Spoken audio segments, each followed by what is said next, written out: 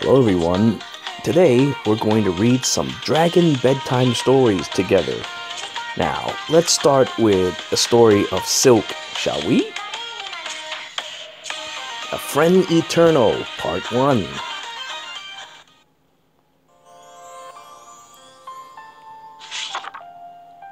Once there was a count's daughter, whose land were beset by fiends, causing her to lose family and home. Finally, she fled to a nearby territory ruled by a friend of her father. She walked for days upon end, until darkness and exhaustion threatened to claim her. But just then, she saw an old empty castle in the distance, and was able to slip through its gate.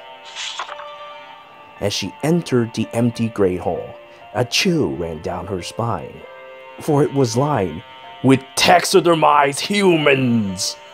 Then, 5 words echoed out in the halls. "Do you like my friends?"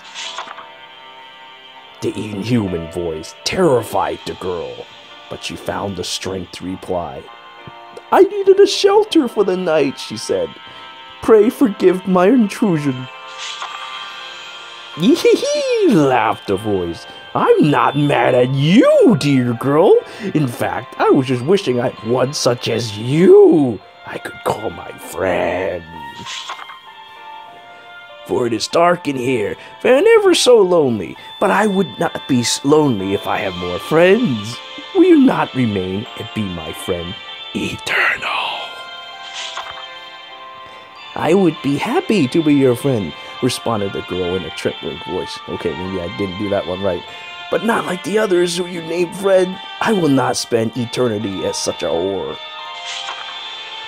"And yet your life is short," replied the voice. "I will have you as a friend for only 50 years or so, which will pass in a moment. Would you not prefer to live forever, as my other friends do?" "I have seen your other friends," the girl, "and I know they cannot speak, being stuffed as they are. How boring that must be for you. And yet, an eternity of silence is better than the pain of your loss." These words chilled the girl to her bone, for they gave her a sense of how lonely immortality truly was. And while she was not immortal, the girl also knew the pain of loss, for just recently had everything she knew and loved been torn from her. She had set out to right that wrong, to find a way to dispel her newfound loneliness and start a family anew, which was why she could not afford to spend eternity as a mannequin. And so the young girl steeled her spine and began the discussion that'll determine her fate for all time. Alright, will the young girl be able to escape her horrible fate and becoming a mannequin? Let us find out on the next episode.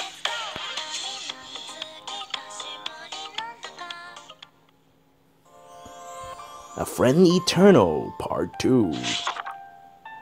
Surrounded by stuffed humans, the girl looked on with fear at the mistress of the castle, who resembles nothing less than a little girl roughly her own age. Though the mistress looked at her with love, the girl knew she would be stuffed and mounted unless she was able to convince her otherwise. So she opened her mouth and said, I know you want lots of friends, but if you make me into one of your dolls, I would be a poor friend to you.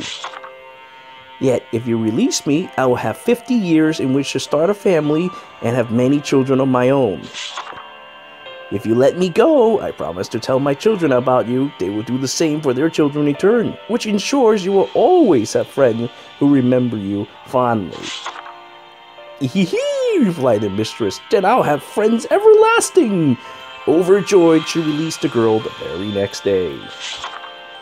Years later, the girl was married, blessed with many fine children. The count's lineage, which had been so close to vanishing, now flourished. She kept her promise to the mistress, telling each of her children the story of the faithful knight of the castle, for she believed that was the source of all the good fortune in her life. And yet she could not fully rejoice, for while their many airs brought her endless happiness, she was unable to forget the loneliness she felt in the voice of the mistress. The girl grew old, her children and grandchildren married, and one day she left her home and went to the castle, never to return. Did it soothe her loneliness? Alas, none can say.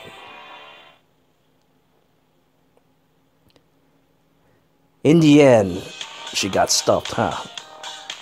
That's terrible. That's absolutely deplorable. That is really deplorable. Maybe we will find out what happens after in a Halloween version of Silke's story. God, that's deplorable. What an ending. I didn't even believe that one. A Halloween Miracle, Part 1. Once there was a dragon named Silke who wished for human friends. She enjoys dressing up and playing pranks, but most of all, she enjoys getting her way. Silke eventually came to Halldom and met a kindly prince. She loved spending time with him, and soon every day was filled with fun. One day, she learned the people of the castle were holding a party to celebrate Halloween. When she found out all the other girls at the party would be wearing adorable clothes, Silke became both sad and intensely jealous. And so she approached Althemia, who had made the other girls' dresses, and asked if she could get her own special outfit for the party. But Silke was used to getting her way, and had never learned how to ask a favor of a friend, so in the end, she couldn't make her request clear enough for Althemia. To be fair, Althemia isn't much better off either. Who cares about some stupid old dress, muttered Silke. I didn't even want one in the first place. And with that, she stomped away in a huff. But someone had been watching her the whole time. It's Castor. A kind soul knew Silke really did want to dress above all things, and so decided to do her a special favor. Well, this one's actually rather quick. Silke's main story is like so long, and this one's like, whoop. Oh, but now I must download to see the second one. Okay. Alright, Silke, what is the second part of your story? The Halloween Miracle Part 2.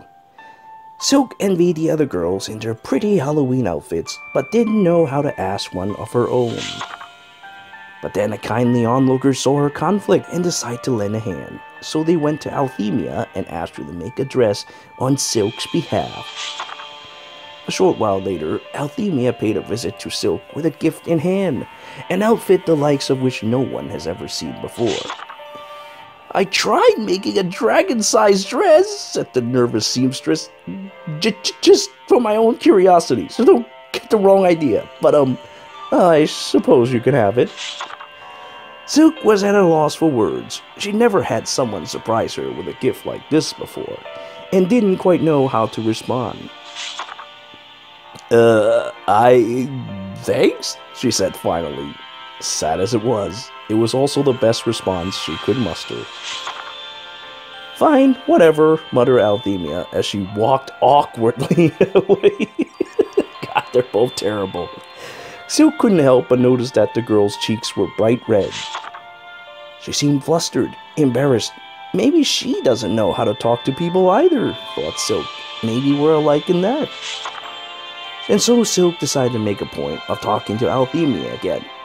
Maybe, just maybe, she could be the friend Silke had been hoping for. Silke responded to thank Althemia properly at the Halloween party, and her excitement welled up as she slipped into her beautiful new dress.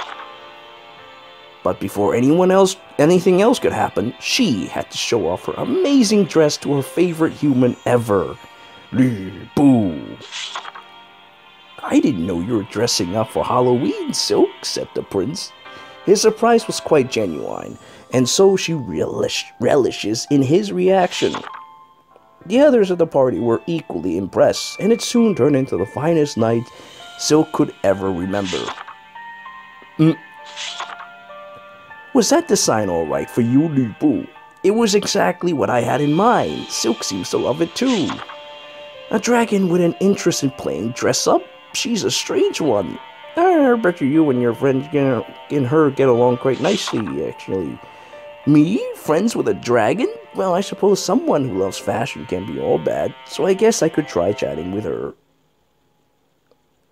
And so we end this beautiful story about a dragon that wears clothes, which is actually pretty ridiculous, I have to say, in of itself. That said, let's go and feed her some wonderful food to listen to the things, ridiculous things that she say. That's not her. It's a giant bird. I gotta do the giant bird story soon. I also gotta max out Silke to level 30 friendship. Why the long face? I don't know. I'm not a horse. I don't have a long face. Let me give you a bread. This is to repay you for your kindness. I'm so glad Silke can actually talk. The other dragons, they're all like, brr. And this one's like, It's because we're friends. It's because we're friends. Oh, I can't wait to be taxidermized. Like, nope, Chuck Testa. You see that human over there? You may think that human is alive, but he's not. He's dead. He's been taxidermized by Chuck Testa. Alright, have this wonderful. Actually, you know what? I'll just feed the other one clovers. I have a lot of those. Friends forever and ever. Friends forever and ever. Oh god, what a line. Silke is so funny. What a funny dragon. The other dragons, they don't talk at all. Well, except for Joan of Arc. We'll have to listen to her story later. I've been waiting for you. You can stay here for as long as you want, friend. Friend? Look at her with her sharp teeth like this. Now let's go feed her some clovers. Having a party with friends is so fun. So It's not a fun. treat, but would this do? There was one line that I really like when I fed her. It ends with, I don't know why, but I really like it. So let's try to get it. It's not a treat, but would this do? No? No? How about this one? Come on. Oh my god, come on. Having a party with friends is so... Would this be of any use? Yeah, why is there a dragon wearing clothes anyway? It's so ridiculous. The other dragons are all like buck naked, and then there's this one wearing clothes. But would this do?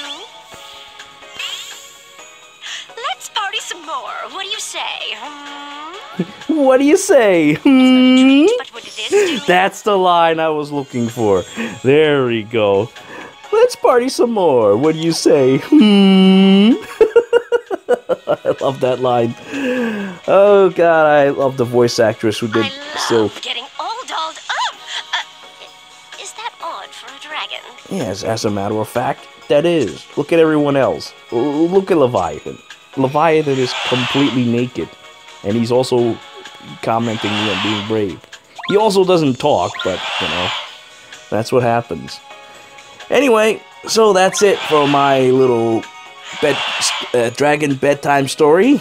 I thank you all for spending time with me, listening to this wonderful story, and until next time.